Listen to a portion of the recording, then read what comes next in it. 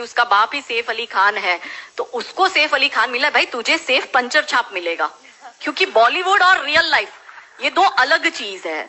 पर हमारी बेटियां ये समझती नहीं। तो 13-14 साल की बच्ची के दिमाग में ये कि अगर प्यार करना है तो मुसलमान से करो, मैं इतिहास में छप जाऊंगी, मेरी तो लव स्टोरी बन जाएगी। फिर वो अलग बात है, वो 35 टुकड़ों में आती है।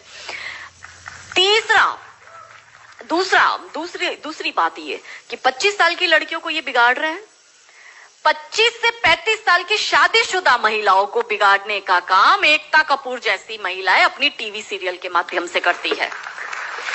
कैसे करती है कि वो अपने टीवी सीरियल में एक महिला बिल्कुल टिपिकल हमारे ड्रेसअप में, अच्छी सी साड़ी, बड़ा बड़ा मंगलसूत्र, बड़ा सिंदूर, बड़ी बिंदी, पीछे अंबे माँ का बहुत बड़ा स्टैच्यू होगा। आप देखना उसके सारे सीरियल में ये इंडिकेट्स होते हैं कि हिंदू धर्म को बर्बाद कर दो। देखिए, कोई भी देश को बर्बाद करने के लिए बम, बारूद, गोला, असला, मिसाइल दागने की जरूरत नहीं है। आप उस देश की सांस्कृतिक व्यवस्था, शैक्षणिक व्यवस्था और पारिवारिक व्यवस्था को खत्म कर दो, वो देश अपने आप खत्म हो जाएगा। यही षड्यंत्र चल रहा है। तो इस देश में महिलाओं और बेटियों के दिमाग को खराब कर दो, क्योंकि हम परिवार व्यवस्था में समझते हैं तो जो बेटी हमारी आज हमारे घर की बेटी है वो किसी के घर की बहू बनेगी और वो दो परिवारों को जोड़ती है, तो उन परिवारों को बर्बाद करने का षड्यंत्र चल रहा है। तो होता क्या है, दिखाएंगे क्या सीरियल में? प्यार एक से करेगी, शादी दूसरे से करेगी, फिर जीवन में कोई तीसरा आएगा, दूसरा मर जाएगा, फिर चौथा पसंद आएगा, फिर दूसरा जो मर गया वो जिंदा हो जाएगा, फिर कंफ्यूज हो जाएगी चौथे के साथ जाओ कि दूसरे के साथ जाओ। यही दिखाती है वो। क्या सच में यहाँ जो मेरी महिला, मेरी बहनें बैठी है, वो बताओ कि क्या हम हिंदू महिला है 4-4 पुरुषों के साथ संबंध रखती है? बताओ, जोर से बोलो। क्या हमारे परिवारों में ये होता है कि हम एक को पसंद करते हैं, हम दूसरे से शादी करते, फिर हमें तीसरा पसंद आता है, फिर हमारा मर जाता है पति, फिर हमें चौथा अच्छा लगता है और जो मर गया पति वो सडनली जिंदा हो जाता है, फिर हम कंफ्यूज होते हैं हम किसके साथ जाए? क्या हमारी ये वैल्यू है? यही सीरियल हम देखते हैं और हम तालियां बजाते हैं और हम हमारी बेटियों को भी यही टीवी सीरियल दिखाते हैं। और इन सारी टीवी सीरियल में एक ही चीज कॉमन क्या है? जो सास है वो एक नंबर की नालायक, जो ननंद है वो एक नंबर की नालायक, और ये दोनों बहू के खिलाफ प्लानिंग करेगी।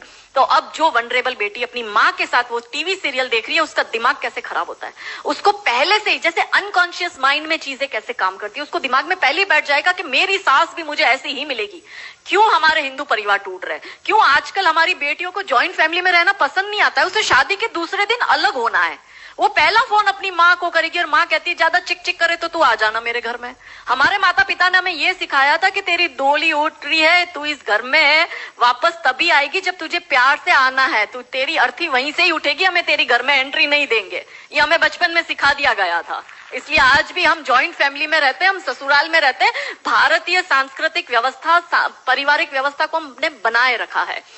फिर एकता कपूर क्या करेगी? अनुपमा जैसी सीरियल में, ये एक ऐसी सीरियल है इसमें इतने ब्रेकअप और इतने डिवोर्स दिखा दिए कि इतने तो मुझे लगता है यहाँ जितनी मेरी बहनें और जितने मेरे भाई बैठे, इनके जान पहचान परिवार पूरे खानदान में नहीं हुए होंगे, इतने उस एक सीरियल में दिखाए। अब हमारी बेटी जो वहां जाती है उसको लगता है मेरी ननंद नालायक, मेरी सास नालायक। इसलिए अब देखो सास बहू में निपटी नहीं। पहले कैसे निपटी थी, पहले कैसे रहते थे?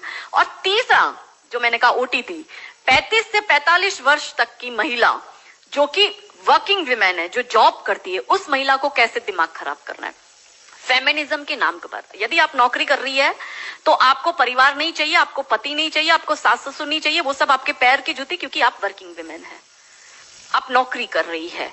और एक हाथ में दारू का ग्लास, दूसरे हाथ से सिगरेट फूको, अंग्रेजी में बड़ी बड़ी गालियां बको और आप अपने आप को फेमिनिस्ट कहो। क्या ये फेमिनिज्म है?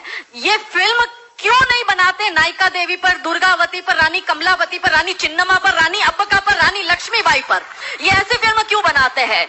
ये बनाए रानी नायिका देवी पर फिल्म के जिसने मोहम्मद गौरी को नपुंसक बनाकर गुजरात से मार के भगाया था और वो 13 साल तक वापस भारत में नहीं आया था। ये इसलिए नहीं बनाएंगे क्योंकि भारत की बेटी को करीना खान बनाकर उसकी कोख से तैमूर और जहांगीर पैदा करवाने हैं। बहुत बढ़िया, बहुत बढ़िया।